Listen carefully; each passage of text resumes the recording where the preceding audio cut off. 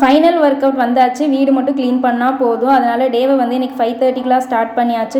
கடன் எல்லா வேலையும் செய்ய தொடங்கியாச்சு. இன்றைக்கி அக்கா வந்து நேற்று நைட்டே சொன்னா, நீ எப்படினாலும் வந்து லேட்டாக தான் முடிப்பேன் அப்படின்னு சொல்லிட்டு. இல்லை நான் சீக்கிரமாகவே செஞ்சுருவேன் அப்படின்னு சொல்லிட்டு ஒரு டைம் ஃபிக்ஸ் பண்ணி இன்றைக்கி ஒர்க் அவுட் பண்ணேன். என்ன அதுலேருந்து ஒரு 1/2 மணி நேரம் லேட் ஆயிடுச்சு. அது மட்டும்தான் மிக வருத்தமான ஒரு விஷயம்.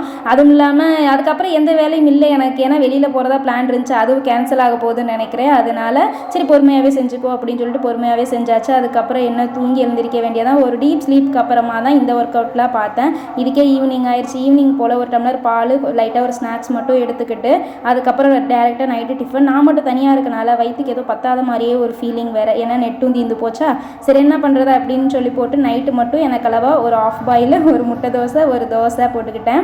தொட்டுக்கறக்கு வந்து பொடி தான், தேங்காய் எண்ணெய் ஊற்றிக்கிட்டேன். இதுக்கப்புறமும் தூக்கம் ஒன்றும் பெருசாக வந்த மாதிரி தெரியல. அதனால் தீனி தின்னுக்கிட்டே செல்லை பார்த்துக்கிட்டே படுத்திருக்க வேண்டியதான் விடிய விடிய.